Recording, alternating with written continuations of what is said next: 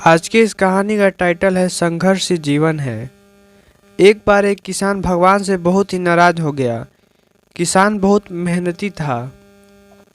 बहुत मेहनत से वह खेतों में अनाज उगाता, उसकी देखभाल करता, पर अक्सर उसकी फसल खराब हो जाती।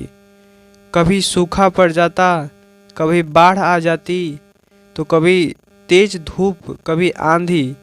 कोई ना कोई कारण उसकी फसल खराब ही हो जाती। एक दिन वह किसान गुस्से में आकर आसमान की ओर देखकर भगवान से कहा, हे ईश्वर, आपको लोग सर्वज्ञता मानते हैं, आप सब जानते हैं। कहते हैं कि आपके इच्छा के बिना एक भी पत्ता नहीं हिलता, पर मुझे तो लगता है कि आप छोटी सी छोटी बात भी नहीं जानते। आपको तो ये भी नहीं पता कि खेती बाड़ी कैसे करते हैं। अगर आप जानते तो हर समय जो बाढ़, आंधी और तूफान आते हैं वो कभी नहीं आते। आप नहीं जानते कि कितना नुकसान उठाना पड़ता है हम किसानों को। यदि आप मेरे साथ यह शक्ति दे दें तो मैं जैसा चाहूँ वैसा मैं मौसम कर दूंगा। फिर आप देखना, मैं अन्न के भंडार लगा दूंगा। भगवान इस किसान के तीखे वाक्य सुनकर मुस्कुरा रहे थे और वह किसान के सामने प्रकट होकर बोले, मैं आज से तुझे यह शक्ति देता हूँ कि तुम अपनी खेतों पर तुम्हारी जैसी इच्छा ही तुम वैसा मौसम कर दोगे। मैं बिल्कुल भी दखल नहीं दूंगा, तुम्हारी इच्छा से सब कुछ होगा। किसान बहुत खुश हो गया। किसान ने गेहूं की फसल अपनी खेतों में बोई।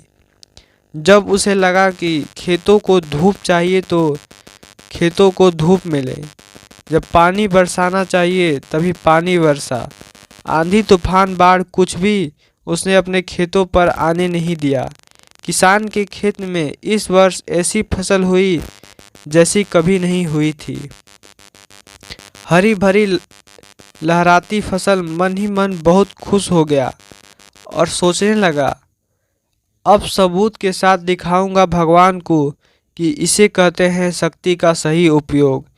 मेरी सफलता देखकर उन्हें अपने नियम को जरूर बदलना पड़ेगा। कुछ दिन गुजरे, फसल काटने को तैयार हो गए। किसान बहुत उत्सुकता के साथ फसल को काटने लगा, पर जैसे ही उसकी नज़र गेहूं की बालियों पर गया तो उसने अपना सिर पीट लिया और वह रोने चिल्लाने लगा। गेहूं की एक भी बाली के अंदर गेहूं का दाना नहीं था।